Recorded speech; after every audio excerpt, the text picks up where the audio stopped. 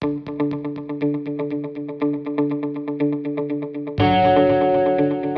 everybody, Marco again with the Professional Personal Training Academy. Today we're going to talk about another common issue with the squat that you're going to see with your clients of all levels, depending on which exercise you're doing with them.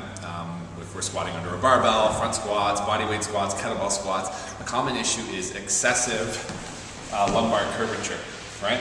So you'll see people coming down in a squat and you'll see this excess, right? Really curvy low back. So we want to watch out for that because you don't want to get too much compression in those lumbar vertebrae. Squeezing those discs can cause a lot of discomfort and eventually can lead to prolonged and chronic pain and even injury. So we really want to teach people how to resolve that issue early on in their training career so that they can continue to develop strength without having any issues there. So we often give our clients the cues of bracing their core or tighten their abs or suck in their belly.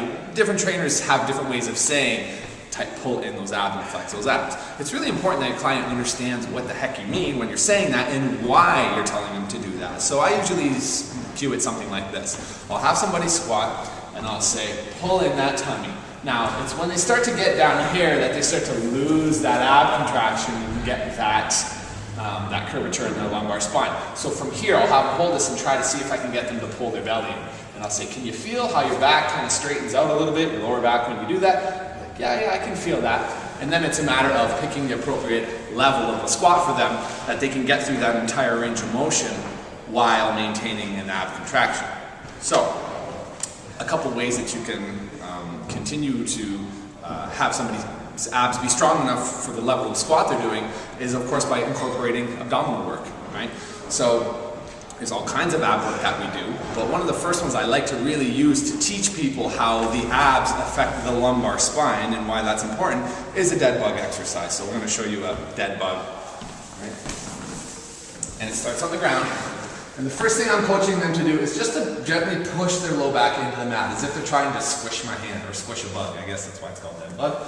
And then they're going to put their hands up and they can start like this. So the idea here is to move the legs one at a time while maintaining an ab contraction. This here is a very low level dead bug exercise. If they can do that, we'll put the feet up and press that low back in.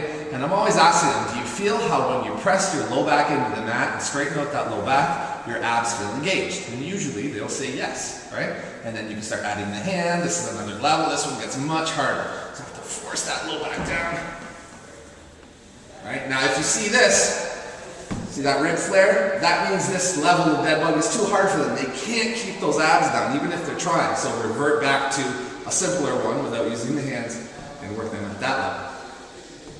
Once I make them do a set of that, I will explain to them. So now when you're doing your squat, pretend like you're doing that exercise where you're pressing your low back. Now of course they're standing up. So I say pretend the mat is here and you want to press your low back into that mat when you squat, and then I'll make them do it.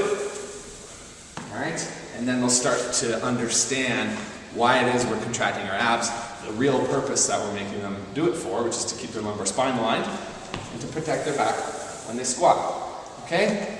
Lots of different ab variations you can do to continue to strengthen someone's abs, but it's important to remember that as somebody's squat gets stronger, you need to keep their abdominal strength even with their squat strength. So if you're not incorporating a fair amount of abdominal work, whether it's rotation, anti-rotation, dead bugs, things like that, that their abs will not get as strong as their legs continue to get, and it will be much harder for them to keep that lumbar spine straight.